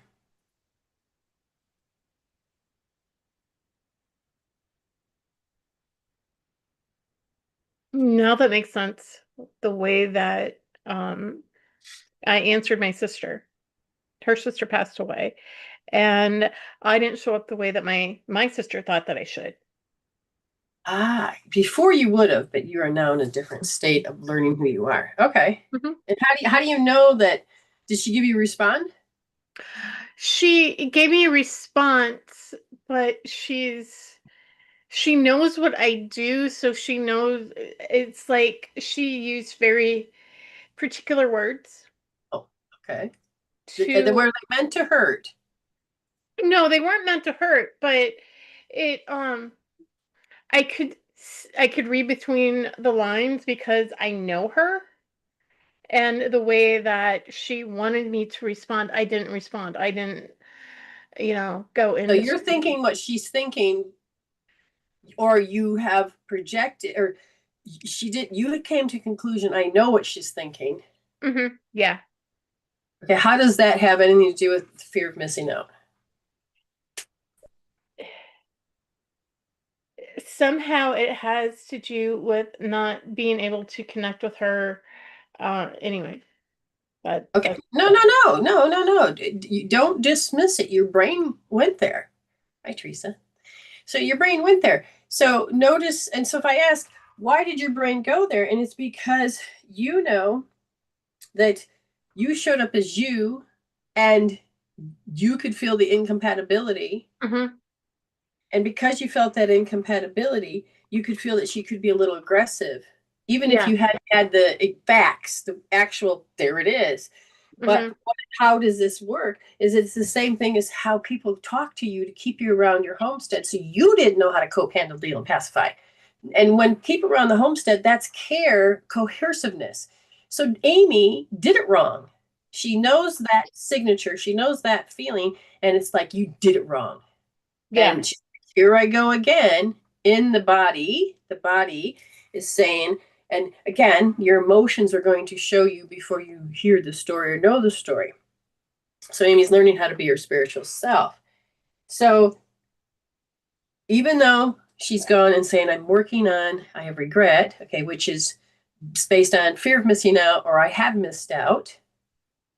Now she's telling you situation is that she's showing up as she wants to be. So her brain's going, yeah, but you missed out on the opportunity of making her happy, giving her approval, being supported. What were your old rules of your value of family first? How did you break them? So she's got an old conflict versus the new spiritual identity. Because I didn't console her the way that I would have in the past. I didn't. Okay. And you know that you showed up differently. And did you tell by the resounding silence of her not talking or the communication process? Because you said that you were doing it through text or phone. Text. Okay, did she write you back? She wrote me back. All I said was hugs because there is nothing to say really Okay. when. Okay. So one, you're going to judge yourself that you may or may not, because you are a different person. I may have done it wrong, but do you feel any guilt or shame? No. No. Okay, but can you imagine how they are going to perceive you? Now, that was big, who you were, is that you really were afraid of what is when you're younger. If I didn't show up the way they wanted. Oh, he's gonna get in trouble. Okay, so you're learning to be strong, have confidence, and you don't have to go into it. So you notice again, you're breaking up with all of this. Now I says, how does that have anything to do with feeling I've missed out? Because you had a conversation when you couldn't go on that trip and you didn't want to miss out on saying goodbye at the death. And okay, so I'm sure there was a lot of conversations you weren't aware of or you became aware of, but you don't remember them, but your body is saying it did. You don't necessarily need to know the story as much as you're supposed to silently brood. You know you can't do both things at once, but your body and you are like, well, I don't know that. Oh, oh. So you did have this, I missed out, and the fear of missing out. The fear of missing out would be your brother, and I missed out because of that trip. Now I want you to really feel as you're sitting there how it feels what? Endless, hopeless, emptiness? Tell me the words. Describe for me, please. It's emptiness. It's meh. Meh. Okay. Meh. Yeah. So that's your resolution was to meh. So it's unresolved, it's continuing. So now you have a live experience of a family member's sister has died. Is it her sister? Yeah, my Okay, so sister's it's sister. complicated because you're adopted. Okay. My my half biological sister, we have different dads. Her sister from her dad's side passed. Okay. So you really didn't know her, correct? I met her twice. So yeah, Okay. no, I didn't Right. really know. Okay. So you didn't develop a relationship, so you don't have that closeness, but you understand what a closeness is because you Hmm. know she's going through this just like you did with your brother. So you have Hmm. another set of experience that's going on at the same time. Hmm. Does that make sense? It does. Okay. So begin to become aware of the fact that there's a little bit of anxiety. Now, the anxiety is about a future thing. You've already gone through one. You don't want to go through it again. So you have that. And then you know it's going to happen again. And there's that. But it is these abilities to respond. And so you have this program that says you have to respond this way. And your spirit's saying, yeah, no, we don't. I don't. And so now you're struggling. I wouldn't really say struggling. That's not the word I want. You can feel all of these different conflicts within you. You're growing. You have past experience. Here's another story. Oh, then Hmm. there's another story. Meh would be what I'd say. Yeah, it's Yes. like a hell of a roller coaster ride. Yeah. So somebody said, would this tie into deficiency? Yes, because deficiency is more than just one definition. In this case, she can feel that it is. I haven't. It's unresolved. Hmm. I don't know why my teeth. They're pointing to my teeth. I got a lot of salivation all of a sudden, but on my top teeth, I feel like they're not sore, but and teeth are about decisions. So I think what you're doing is you're feeling how I don't know how to really make a decision. I feel just indecisive. I feel if I made that choice, then that was wrong. If I made that choice, I'm wrong. So it's like I don't want to choose. I hate change. It's like this is where you were stuck now. I want you to be stuck in between these things. We still want her to hold that point. Yes. Actually, we want you to go back down to R1S because now you don't know how to do territory. What's the right thing to do? If I do this, or if I do this, and it is, I don't know how to behave because when you have other humans, it's their territory. But if you have let other humans tell you how to think and feel, then you're giving away your territory. Or if you're going in saying you should feel this, do this, then you're invading someone's territory. But feel how you don't know what to do with the territory. Double-edged sword. Yeah. Just sit in that and feel this this confusion, this you feel like you're being instead. I can't go in both directions.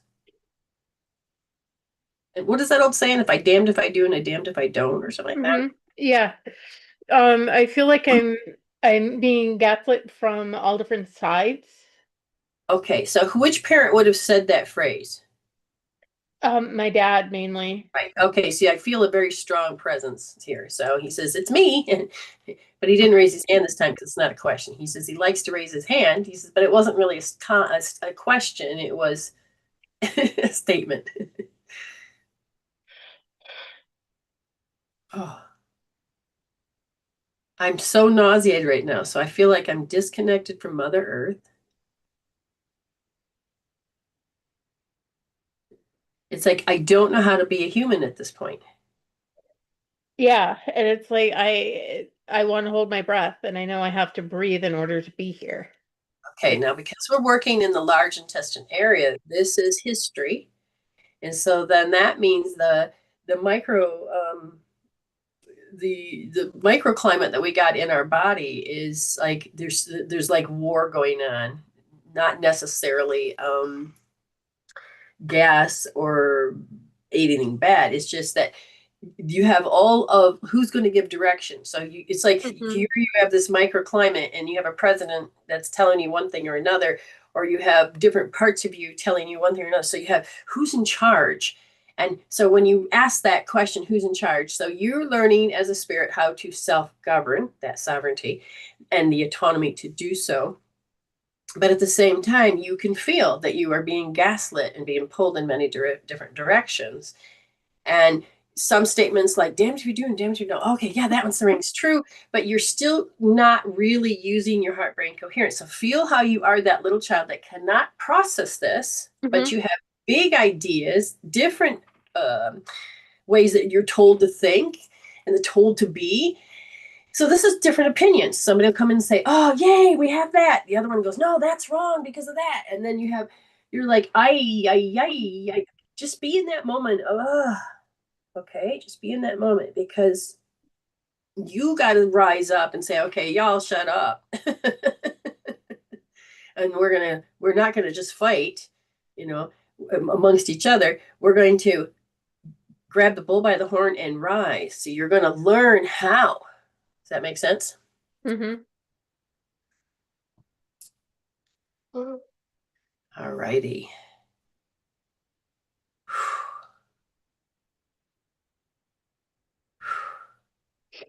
Shame. Oh God. The biggest thing is I don't know if you guys saw my head move, but all of a sudden it was like I felt like I had to instantly spin, but I'm looking at the whole environment. Shame. That's the consensus. This group in your gut says shame. This group says shame. So there is the one thing in common at this point is that it doesn't matter what you do, damned if you do, damned if you don't. You are supposed to respond. The ability to respond is to shame yourself, which means I have to go sit in a timeout and think about what I've done. So you cannot please everybody that says you did it wrong. No, you can't. Now, we started off, you were in the eye of going, oh my God, I would have liked to go on there, and but I would have missed out here. But at the same time, how did you shame yourself based on everybody else's opinion? How would you even know to shame yourself? Do you understand what I'm saying here? Mm-hmm. Your part of your deficiency is you're supposed to, because that's what it means to be human. Oh.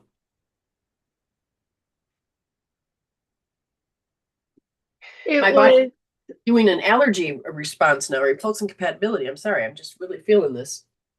When my brother died, the girl that worked with my mom came and gave my mom a hug, and I wanted a hug too, but I didn't get one. That's where I missed out there. Okay. Oh, the hug. So little bits and pieces you're seeing. Thanks. Little bits and pieces. So now you have done it. Thank you. Now that you've moving forward from that response, you're here, and you're here. Now you're responding. Oh, I wanted one of those. I could have used one of those. Why am I not getting loved? So now you're moving you're moving. And so consciously, okay, so that makes a lot of sense. But where are we going? Because they want you just to stay there. Feel how your mind went oh, missing So out. Look at the black on the red side of, do you see it? On yours or my screen? Yours. It's in between over here. It's above the head of the phoenix, but now it's inside the wing, so you can't see it. Oh, I see it. Yeah, that's a little moth. That one's a little moth. That's not the one that flew in front of the screen. Okay. I've eyeballed these moths, so I have a history with these little munchkins. Oh. So notice that you took and something distracted you from focusing on that you missed out, that and at the same time, so you're trying to distract yourself. That's it. Trying to distract. That's it, right? Now, what I'm hearing is that I did miss out, but now I have to recover. I did miss out. Now I have to not focus on that. So now it's like I have to move forward. So you're learning how something can happen, but you still can move forward. I missed out. I don't want to process this, or I don't know how to process this. Aha! I can process this by focusing on something else. Oh, that makes sense. Yeah. Okay. Now, with deficiency, you're going to start to do, I think this is what's going to happen for the next few days anyway. I wanted to say weeks, but few days. You're going to be wanting to, the fastest tool, the best tool for you to hit, because you're going to be like a, you know how a diamond has reflections, you know, can do a rainbow, all these other things. I want you to feel and do EFT, because a bunch of your stories that are stacked are kind of going to be trying to show themselves all at once to help you take care of that Pandora's box you have now finally said, I'm going to open and resolve this back down to get the wisdom, is EFT. Okay. That's where they're going with this. Okay. Whew. Excuse me. Now my body is, I think, digesting.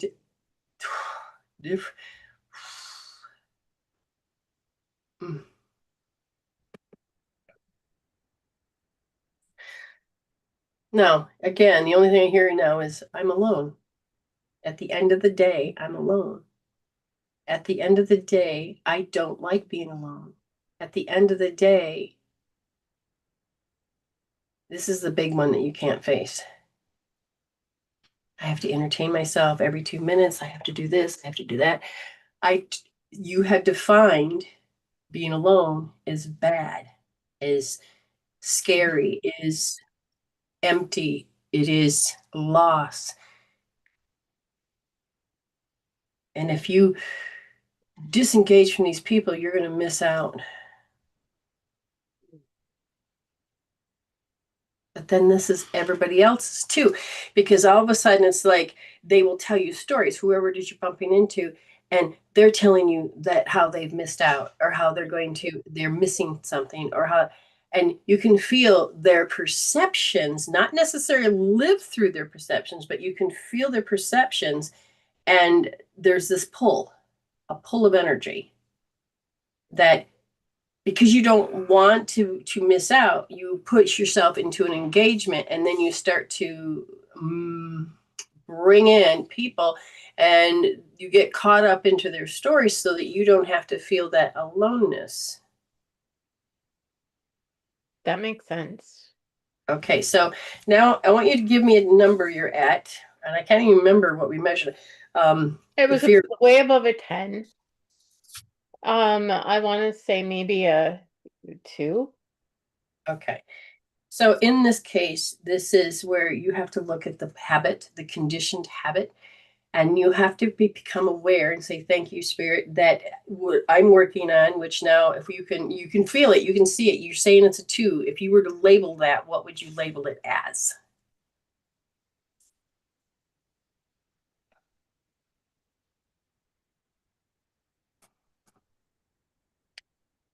What I'm hearing is frick frack or rick rack. What does that mean to you? Rick rack is it's a fabric, I think, isn't it, Robin? Mm.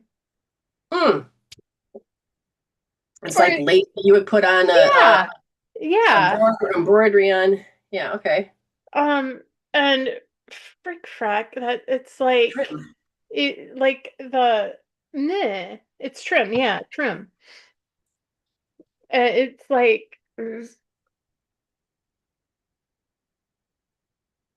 somehow my grandma is being involved in this because. Okay, so don't go too far. We're just said to label it. And if I were to say this, the thing that she needs to look at, because again, she has to break up with this conditioning. It is sort of the dark night of the soul. It is your disconnection part where you need to put a mask on to show this persona. Is that where we're going? Yes. That means physically you're going to have to shape yourself into a certain shape for people to see.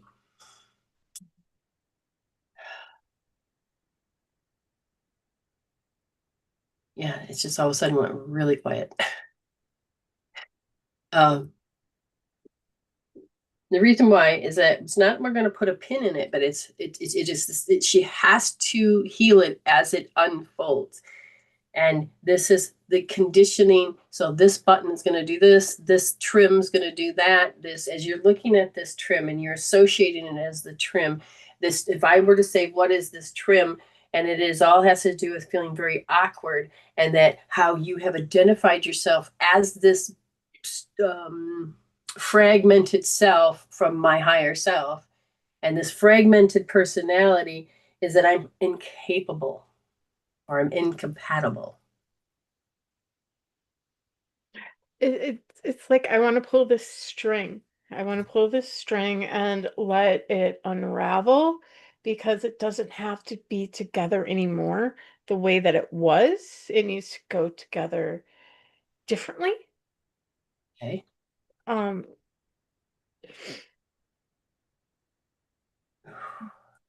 But then I saw the red string of life, which is something that you'll eventually have to resolve. But yes, as you're doing it, are you able to pull it apart? So this fragment is connected to this particular the fragment is connected attitude. to this particular story, but it's like it doesn't need to be connected anymore. It would rather be integrated than connected to that old belief and that old habit. So now what they just showed me is like, you've ever seen upcycling when it comes to designing clothes? Mm-hmm. So they'll take these fabrics, break them down, and take the old fabric and make something new. And that's kind of like what you're doing. You realize I can break stuff down. I don't need to wear that raggedy shirt, but this trim is great. I'll take it Mm-hmm. off. Then Mm-hmm. at this, so you don't have to have the same. So in this case, if you look at this conditioning, this button, this trim, does not have to mean that you have to become incompatible. Reweaving the tapestry, yeah. I saw a meme today. I don't remember where I saw it, but it was uh a silhouette of a body with like stained glass windows in it. And then the next one, I don't remember exactly the words, but then the next one, it was all painted together. It wasn't fragmented. It was all integrated together, all of the different colors. And that's what I'm doing. You are. Mhm.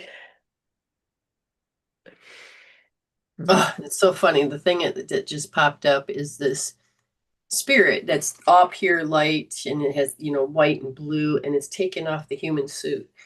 There is an etheric universe within your human materialistic perception called soul energy source within. When your human body can no longer function, it is discarded like old clothes. But this is what you can do with personalities. Because you don't have to get rid of the physical form. You can just change and integrate with wisdom and letting go old egos. Because those personas that we create, which is separate from our higher self, those need to die, as they say, but it's not about dying. It is you saying, I appreciate that I had this personality, but I don't have to be in it. So this is that energy field that says, oh, I gotta be right. I gotta be right. I know I'm right. Oh, you pissed me off. What'd you say? Oh my God. And when you wake up as a spirit and you realize, I don't want to do that, it's you're taking that you were told that you have to take offense and you have to fight back because there's the enemy. And when you start getting these epiphanies and you're taking your life force out of it, and you'll learn that peace is your answer, because all of a sudden you're agreeing to disagree. You are not having to prepare yourself constantly for a fight. Your spirit is like, oh, I can see this, or I can understand that, or I get your point of view and I respect that. And or if you're in the healing aspect and I give you something, you're able to resonate, understand, and resolve out anything that stops you from being whole. There she goes. It's like I just heard I don't have to. It's like, okay, yeah, I'm gone. Okay, so then that tapestry, that thing that we labeled that was a two, we created a persona, which was the tapestry. We created some meaning to it. Ooh, it's pretty to some degree of how it's designed, and it wants to integrate. Now, If we were to take and say that 2 and we've resolved it down to 0, does that make that tapestry die because you made it real, or is it allowed to transform into a new figure or into the something else? It's transforming into the whole tapestry. Good. Now, if you did it in ego, part of you would be like, oh my God, it's like when you name an animal on the farm, and Wilbur, and you couldn't kill Wilbur. So Right. that's why on our farm we're like, there's Thanksgiving, there's Christmas, there's you don't let them be real. You treat them as more of an object. But we always fell in love with this one, and he was the most beautiful rainbow colored skin texture of an old turkey. And boy, I'll tell you, he could never be killed. He was just an amazing animal. It had its own personality and persona. And so he stayed with us, I can't remember how many years, until he just died naturally. But Okay. notice how if we over identify with matter, we make it real, make it Mm-hmm. human, make it so domesticated that there's no way we can kill it off. But Yeah. what did you do? You made that 2 real, and it was real. But then you made it into a 2 and made it real, made it look like a trim. But you didn't over identify so much that you're going to go into loss. Mm-mm. Okay, so would you say you're done? I'd say I'm done. All right, you can let go of that. So get your hookup going and get your giggles on. And see, and the thing is you're hardwired for joy. If you heard me say that Mm-hmm. earlier, it is because you have this connection that you are spirit, you are the mind, you are connected to love, and you in Chinese medicine, or traditional Chinese medicine, they would talk about the 8 extraordinary meridians or vessels or energies, and they are hardwired for joy. They zigzag all over, and they help you integrate as being human. And we have kind of lost that ability to pull that in. I mean, if I really wanted to spend more time on doing the tribal basics, it would be to draw those. But I could see that being an add-on, to enhance you. So you'd have the tribal basics, and then you'd have this tribal add-on, and then you could draw so that you can begin to become aware of when you're starting to miss out on the hardwiring of joy. I haven't decided yet. There's just a That would lot be of things awesome. to do. Just bringing it from here to here is whatever. Okay. It'll happen if it's meant to. Yeah, exactly. Okay, how are we all doing? Looks good. Thank you so much, Amy. And You're welcome. how do you know the difference? How do you know this isn't smoke and mirrors? How do you know that you can say, "Oh, this works," Because and then I all of a don't sudden go feel the back? meh. I don't feel meh anymore. I felt meh for 2 days. Didn't even Okay, realize it, but I okay. did. Now you also know that as you transform these things, you'll have a new approach because you're getting life force back. And then when Hmm. something comes up, you have a new approach. What does this mean? It means that you don't look at things the same way. So like I'm taking this trip and I didn't have somebody to really watch the cats and um I went into fear and because somebody said no, and I'm like, okay, fine. And I started tapping and I started holding points, whatever it was that I did, and all of a sudden it was like, oh, ask her, ask the neighbor. And miraculously, she said yes. That's good. That's good. And And had I not done that healing, that never would have happened. I would probably still be stressing about what's going to happen with the cats. the only reason she knows this isn't proof, but she knows how her life was back then. Hmm. She knows. And so she's learning to change the always and have her turnaround times come quick. Put, feel that energy of feeling like you're missing out or Hmm. lost hope. You put it back to spirit, and you're saying, okay, I want to be more in alignment. And so your attraction factor is that you're holding it in a heart brain coherence, that you're going to get your answers faster and quicker. And Hmm. like you said, well, why didn't I think about that person in the first place? Because you Yeah. weren't supposed to. No, I wasn't supposed to. I was supposed to go through and have it all unfold so that I could gain the wisdom of figuring out what deficiency is. Exactly. Exactly. So again, this isn't smoke and mirrors. This isn't just a one-time deal and that you're lying to yourself or trying to convince yourself. Why is that important? Because I was in a group at one time where it was all smoke and mirrors. And how'd you know that? I mean, it seemed real and wow, miracles were happening. Miracles were happening, but then you asked me a question like, I don't know, 6 weeks later, and I'm like, no, it's still the same as it was before that happened. So it's in taking the wisdom out of the trigger, out of the emotion. It's gathering the wisdom, finding the wisdom that you no longer have to believe that story. So And if I ask 6 weeks from now about this, are you going to be doing the smoke and mirrors and say it's still there? Or have you gotten to the point where it's not there because of through tests and things like this? I know it's not going to come back because I know I'll be tested again because Mhm. we're tested every day.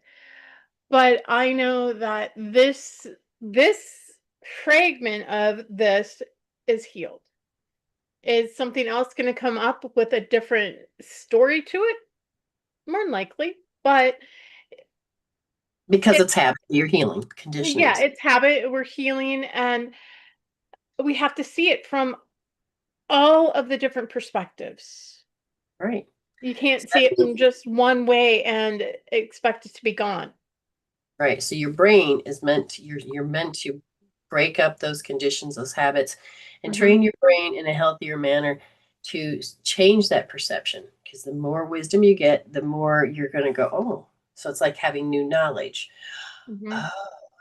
And then it'll actually stop you from repeating old automatic knee-jerk responses. Does that make sense? Hmm. Thank you very much for coming on today. I totally appreciate that. And you, what you put into it is what you get out. So she deliberately sets it Hmm. aside, tells spirit, I want this, I need this, this is what I'm going to be. Yep. And does that make you addicted to me? Does that make you addicted to this work? How does, how do, how do you have your independence? What it's doing is it's helping me to become me. Am I Okay. addicted to healing? Yeah, but that's probably a good thing But you're because not addicted to the problem. I'm not addicted to the problem, which in the past I was. I was addicted to, oh my God, loss. Oh my God. Oh, what are they thinking of me? Right. And right there make you become addicted to healing because the healings don't actually go to the root cause. But for you, I want to make sure I heal every day because I know that I'm going to evolve. Meaning you're not looking at all the same story and trying to heal the same story and oh my God, it worked, it didn't work. Okay. You are looking at it and the story. So this is the thing. If we don't take records, we're like, what did I resolve out of? you Hmm. know but you're like and it can be very difficult at first to see, but how's your self-esteem? I have it. When I first met you 7 years ago, or almost 7 years ago, I had no self-esteem, no self-confidence. I didn't have a voice either. I wasn't able to express my words Mhm. because And I was told I was to be seen and not heard. all right, so how's fear play in your life these days? It will creep up and I'll tap it out, or I'll say, "Hey Brenda, help." So where does true healing happen is that when you're addicted to healing, it is not healing the same thing out. It is to get your life force back, create a Hmm. resolution, see how things are different, reframe things, taking that wisdom, and then all of a sudden you got your self esteem back. You Hmm. don't have to always play the mouse or be the victim.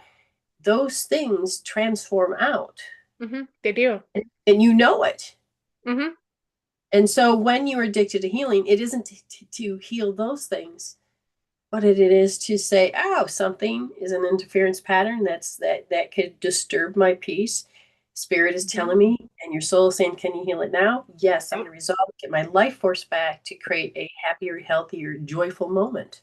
Mm-hmm. And a lot of people believe that, that just doesn't happen. But you've been going through step after step, learning the glossary, learning what it is to see these perceptions.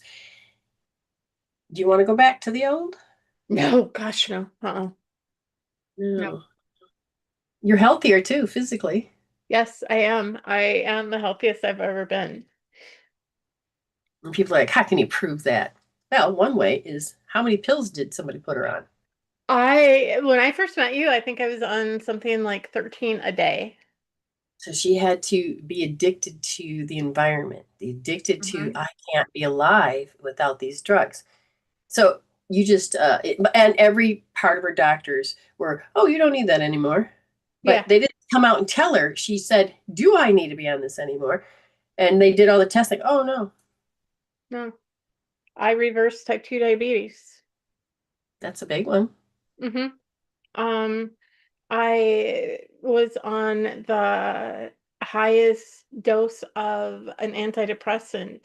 I'm no longer on that. I'm no longer on ADHD meds. And I take supplements, but I'm on 0 prescribed medication. And what else, what other prescriptions did they were trying to say you had? That is important to look at because you have evolved to the point where your physiology says, oh, I don't have to show up that way. Oh, I was like on gabapentin, and that was making me sick. What is that? That is, it's supposedly for neuropathy, but it doesn't really take care of the nerve pain. Do you have nerve pain still? No. Wow. So you learn to listen to your body because it's sending a Mm-hmm. message. Mm-hmm. And then you use tools to okay, excellent. Anything else you want to share? I had a headache today, and I'm like, no, I don't. And I wrote some points. Yeah, because usually you had big time migraines that would lay Mm-hmm. you out for days. Mm-hmm. And your And belief system alone has shifted. mm-hmm. Good. Yeah. Yes. So now the question is why did you want to check out? Because her relationship to pain in the head was I want to check out of this reality. I think it was the myth that I wanted to check out from. I bet you. You're right. I feel that too. Well, good job. Good job. Thank you. I love when we can explore with spirit and do the spiritual investigation, see the healings, communicate and talk, because without these parameters, you wouldn't understand how to do spiritual growth. Exactly. Yeah, it helps both of us and whoever else is listening. All right. I love you. We I will love you talk too. later. I'm just trying to find the button to help her move, but I got it. I got it. Bye. Bye. Okay. So we can learn with each other. This isn't about ego going, oh, Brenda does favoritism. Oh, they know more than me. If you are doing this, then you have to begin to learn what judgment means. We need you to shift into your heart-brain coherence in discernment and begin to operate from there because your ego is trying to say there's a enemy. Okay? Now, some of you are out there and going, oh, that's not true. There is an enemy. That's an enemy. Okay, that's not what I'm talking about. But you can change how you respond, how you're told to be conditioned, how you're supposed to be this to identify as yourself. And as you change those, then you can change the environment. That usually with people and then with places and things and memories, and you can resolve to evolve. Okay, I'm going to check and then we're going to do a reading for Miss April. Very good, very good. Okay. She said, let spirit chooses. That's usually what she does. Meemaw. So there's a grandma present. I feel the grandma present. Anybody else? No, I don't know. Meemaw. So what did your grandma used to tell you? What did you learn from your grandma? Grandma is very strong right now. It is like, you listen to your meemaw. I don't know what you called your grandma, but it's a very strong presence. With this presence, they said you could feel like I'm feeling like she's like on my body. She's very present, and it is the moment you feel these presence that all of a sudden you feel lack of control, not fear per se, but so there's a difference. And I said, what are we talking about with Mima? And they said the energy pull. So behaviors, behavior versus behavior, parent versus child, or grandma versus child. But there was this presence, this strong presence, this energy that would you push and pull? Okay, so they're saying the osculation, the frequency in the outside always kept telling her the story, and it could be through criticism, it could be the way they approach that statement. It's the bridging that that make her feel deficient. And so I said, was there certain words or certain statements? They said, well, in the relationship is that you're supposed to. So I hear beliefs like with your elders. You're supposed to respect your elders. You're supposed to do everything for your elders, or you're supposed to feel sorry for your elders, or you're supposed to say, oh, they're elderly. And it's not necessarily true. But back then, an old person was supposed to always not be present, always feel this, feel that, feel, and we're programmed to have to feel old and be old. Oh, I know where they're going with this. Okay. Well, in this day and age, if you look at, I'm 58, if you look at the 58s back then, it was, you had to have your hairstyle. And it always amazes me about how you put makeup on or how you style your hair that either makes you look older or makes you look younger. Now, you can have different things. I was watching this one show, and this guy had a beard, no beard. He had hair, no hair. And oh my gosh, it's the same person, but it just looked like a completely different character. The food we're eating now makes us age, but at the same time, we actually look younger because our thinking is also more involved. We don't have to constantly do these manners, these constant rules, these constant progression, these constant beliefs. And so where they're going with this is that now that you're getting a certain age, you do not have to. And I don't know if your grandma acted mean. Usually when males get older, they mellow. Now, I don't know about females. I'd like to hear your experiences on this. But they may be, some people, I know that they became more negative, especially if it's a hard life. Okay.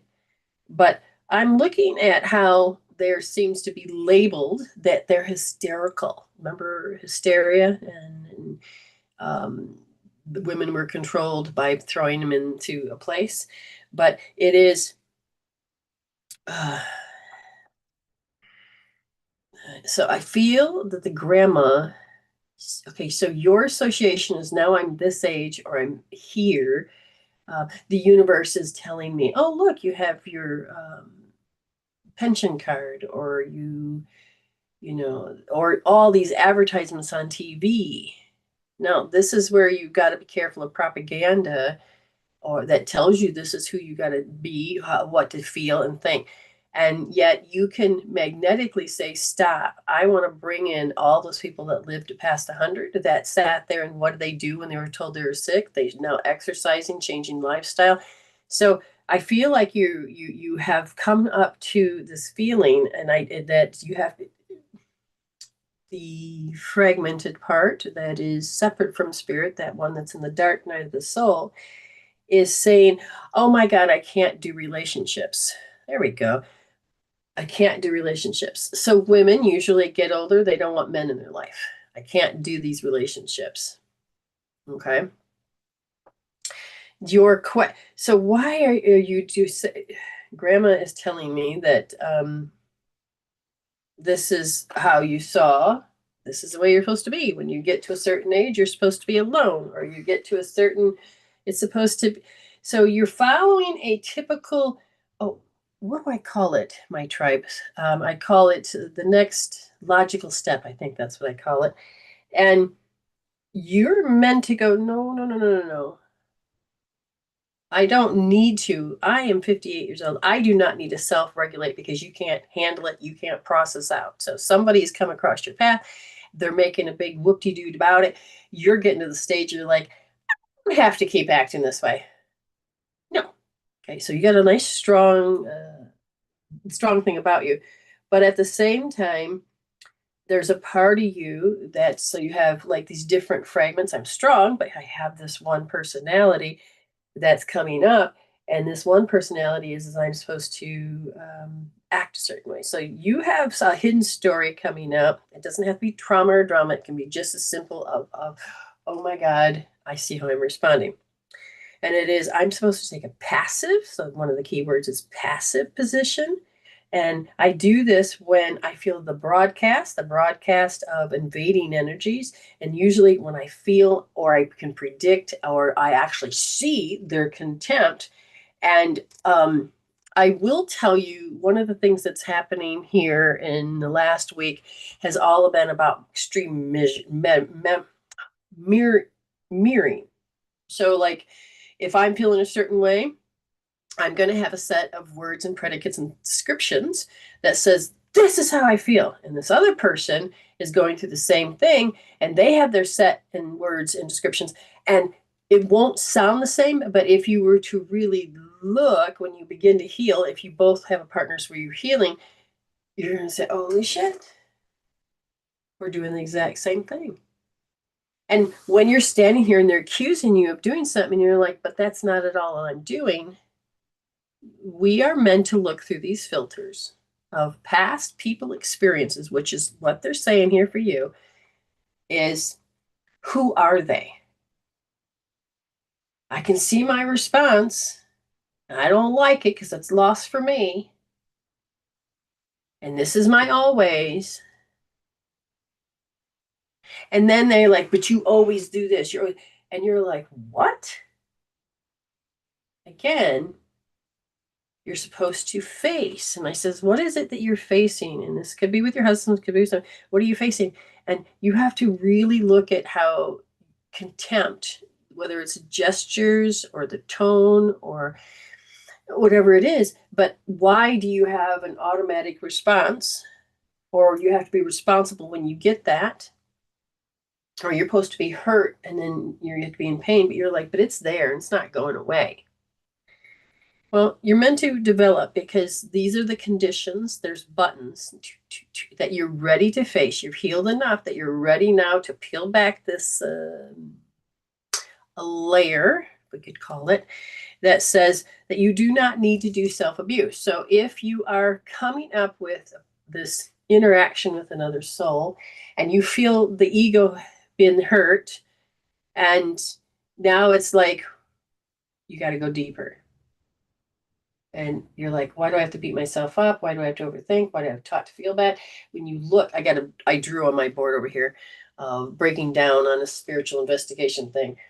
And it is to them, you're doing this mirror image that they're being a bully and they see you're being the bully. And you're showing up as the always. You're showing up as the always for them. That always is that. You're always that way. And then you're saying the same for them. So this mirror, it's not even a fine line anymore. It's this mirror and this reflection. But who's going to be in charge of this reflection? So all that's really saying is that people are going to push their agenda, their story, their thing. But what hasn't gotten processed? What has not gotten processed? In this case, you want to hold L3D. You don't really want to be the object. They're flying off the handle. You're feeling like an object. And when you feel like the object, it can, yes. So go into,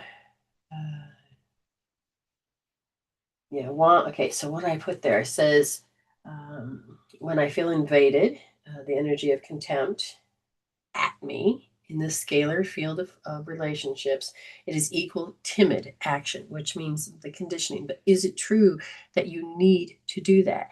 And that is no. And this is where they're saying you can begin to say L3D, do this, And then R1S because you feel invalidated. And you feel invalidated, this is where the pain is. When you feel invalidated and you feel that not giving you that love, R1S because you can feel that energy invading your territory. All right. That was from Ms. April Lynn. And so you're getting ready to break this next layer of your egg. This is good. This is exciting. That is very exciting for Miss April. Okay. Miss TP, how are you doing? You still here? Let's see. She's like in all the rooms. You still here? You still here? I appreciate all of you that come here and listen and learn and to grow. Your soul is very proud of you. Your spirit part of you. You're holding that matrix, that new matrix. You really are helping in the new way of being, so that the old way can start being obsolete. So that you can stop focusing there and bring your energy here, so that you can bring in that peace, joy, and harmony. Okay, so waited for the delay. I'm going to double check again, see if anybody is paid. It's not the screen, Brenda. No, of course it's not the screen. That one is. Okay. So we'll see most of you in tribal tomorrow. Oh, wow, all of a sudden I got herbs. But we'll see you in tribal tomorrow. We'll do another healing individually for the collective, so we can start really holding that framework. And, you know, reaching one person can make a difference. But again, judgment, you have to know the difference. Absolutely a phenomenal show. Thank you. Well, I got to magnetically start bringing in more people to, you know, we can connect with, so that they can have that same feeling, that they can grow and they can go, oh, that's nice. Because I am here for all of you and many more. Okay. You getting it now? Hashtag resolve to evolve. What are you resolving? What are you evolving? Because when people first hear that, they're like, what? Hashtag deal instead of, or heal instead of deal. What do you normally, how do you process? You deal. You don't heal. Heal is a resolving thing. Heal is getting you out of those patterns. This is quantum law of attraction. If you want to attract something in, you have to go down to the quanta. And quantum law of attraction is understanding the inner world creates your outer world, but you have to first understand what those inner world issues are. So it becomes a spiritual issue. Hashtag don't believe your own BS, and hashtag thank you, Spirit. And for Autumn, hashtag next stepping stone. And to one of our friends, hashtag is, healing is fulfilling. If you allow yourself to keep being guided by your spirit, you will begin to grow in leaps and bounds. You're already blessed. You're already whole. So stay blessed and happy healing.